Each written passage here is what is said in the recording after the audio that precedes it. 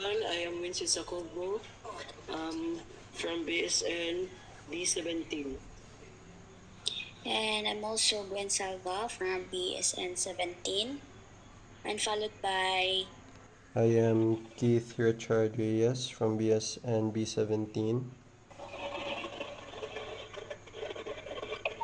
Monica A. Fernanding from BSN B17.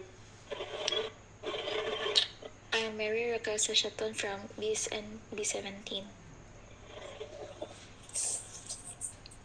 Okay, Miss Nicole. Can you please introduce yourself? So I'm Alexa Nicole T. Aro, and I'm 19 years old. Okay. For today, we will introduce you the inspiring a healthy lifestyle through physical fitness. Embracing physical fitness isn't just about exercising, it's a transformative journey toward a healthier, more vibrant life. By prioritizing our physical well-being, we empower ourselves to excel in every aspect of life. Let's explore how integrating fitness into our daily routines can inspire and sustain a lifelong commitment to a healthy lifestyle. Okay, Miss Alexa, kaming tanan mo share mi sa among mga naibawaan sa PE1 and PE2 and i-guide ka na mo. Kisay mo na. Please kog share sa inyo ang mga naibawaan. Thank you. So first is wala ko na mo share. So here are my thoughts and my experience on physical fitness and benefits of my exercise from my experience in PE1 and PE2. So in PE1 and PE2, I improved my stamina and strength by maintaining a routine and participating in motivating group activities. And also I learned the importance of warm-ups, cool downs, and balanced workouts, including aerobic exercises. And also, I mastered basic exercises like squats and push-ups, as well as advanced routines like interval training and resistance exercise, which boosted my fitness and confidence. And for the key tips, stay consistent, set realistic goal, and listen to your body, and don't forget to enjoy the process. So that's all. So, in my experience in PE1 and PE2, I was able to improve my strength and endurance by maintaining myself to go to the gym or at least work out at home. From what I've noticed now, I am more inclined than I was before to do more sport activities and at least do daily activities that can help me stay active. And these activities have helped me build my confidence and have helped me to become a more healthy and more active version of myself. I've learned how important it is to stay consistent and to enjoy the progress and all of the process. So that's what I learned. Okay, next. So, engaging in physical activities is not only beneficial for our physical well-being, but also for our overall health and mental well-being. So firstly is my experience is in physical activities is I have greatly improved my physical fitness, whether it is brisk walking or jogging or engaging in sports. It helps me to it helps my muscles strengthen and improve my cardiovascular health and enhance flexibility. Over time, I have noticed an increase in my energy levels, and a greater sense of vitality, allowing me to tackle daily tasks with ease and enthusiasm. So, I found that physical activities provide me with a much needed outlet to unwind, clear my mind, and regain focus, whether it is a refreshing morning jog, and that's all. Thank you. For me, is often an introductory course designed to familiarize students with the various physical activities and sports. It focuses on the fundamental skills, basic fitness principles, and overall physical health.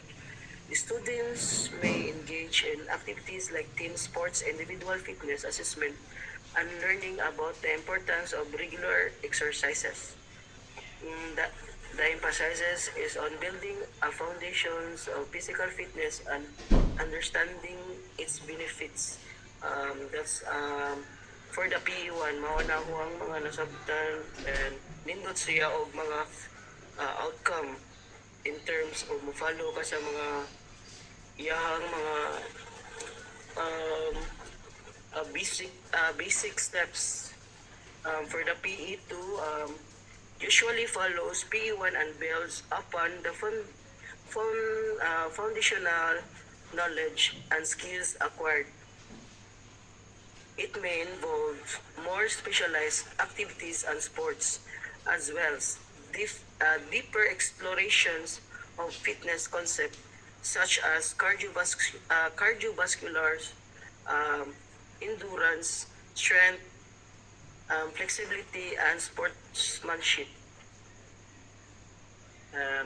Both PE and PE2, both PE1 and PE2 provides valuable opportunities for you, Miss Alex, but also learn teamwork, disciplines, and resilience through sports and physical activities. This course contributes significantly to the holistic development of students by promoting overall well-being, encourage habit that supports a healthy lifestyles beyond classrooms or gym, like that. Thank you. So, my experience in PE1 and PE2 has been quite relaxed because to me it feels seamlessly integrated into my regular training routine. It also serves as a natural extension of my daily activities, particularly when I lack motivation to train at home. Engaging in school activities makes it more convenient and encourages me to stay consistent with my workouts. And it also builds new friendship and learning experiences. Do you have any question, Miss Alex Nicole? Thank you for sharing, and I hope I think this will help me someday. May I ask, Miss, is okay ra ba nimo if kuyog ka na mo until the end of the semester, October? Okay ra. Weekends are better. Free time ra ka? Ah, Kami man ang imong mga student coach, and then magtinabangay lang gid ta, and also facilitates minimo di ka na mapasagdan, kuyugan ka na mo hantod sa hantod. okay ra. Kamo na mo yung mga pangutana niya, or ikaw, Miss Nicole, na kay mga angay pangutana na mo? Wala ra. Nasabtan na ba nimo ang mga among mga na-share nimo, Miss, about sa mga experience? Okay ra. Okay, mo guide gid mi nimo till the end gid. Nindot gid kayo siya nga kuan kanang benefits kay sa ako kay dako ko timbang niya nalusen ko mga, I think mga almost 20 kilo ana. Nya nagkuan pod like kanang dili ka puyon. Na siya mga inanang nindot siya mga benefits pod. Na siya progress gid. Kamu guys, sa inyong mga kuan niya. kanang kanang be goal oriented lang niya. Unsa choose what is best for you and your body. Enjoy lang. Yes, mao dyan na miss. Enjoy kita. Kay mahuman na kita ni. Also, di ay Miss Nicole, we will give you incentives lang and as much as possible mo understand gid mi sa imong situation kay dili gid lagi mo go sa city para lang sa project sa uban. So we're very thankful for you. And about sa results sa PE, it's not instant gyud. Like di sa isa ra ka training nimo makita nimo ang instant, like mag-lose weight ka, mag-gain ka. So you need also to work hard for it. So yeah. Sige, thank you Ninya. Kami lagi bahala ni Miss. Di ka na mapasagdan yun. Pasalamat mi nga naa ka, nakatabang ka na mo, makatabang po minimo. Hopefully nga mag-meet kita. Pohon. No prob sir jud na. Free time raman jud nako oron gud. Sige, thank you. Thank you, Miss Nicole.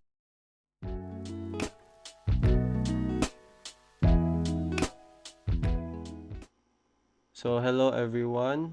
We are here today with our trainee to be interviewing with an exercise enthusiast.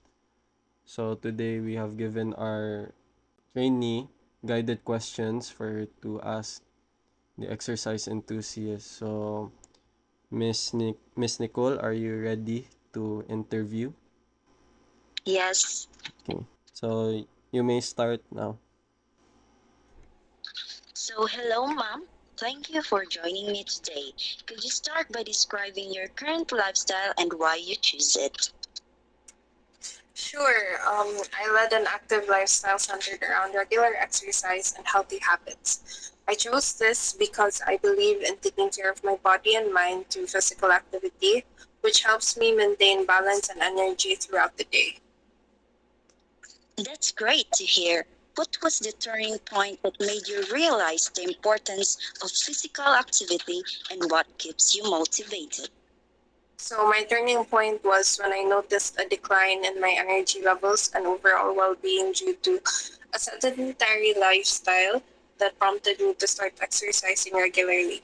What keeps me motivated is seeing the positive changes in my mood, energy, and health as a result of staying active. Setting goals and tracking progress also keeps me focused. As someone who enjoys exercise, what advice would you give to someone who has no interest in physical activity? I would advise starting small and finding activities that they enjoy. It doesn't have to be intense workouts at first. Walking, dancing, or even gardening can be great ways to get moving. It's important to find something sustainable and gradually increase intensity as they become more comfortable. Consistency is key, so finding a routine that fits their lifestyle is crucial. So, thank you so much for sharing your insights and experiences with us today. It's clear that physical activity has had a positive impact on your life. So thank you, Miss Anna Thank you. and Miss Thank you, Alex. Sana. Thank you for joining the interview today, for joining the Jimmy today, and hope you have a wonderful day. Thank you.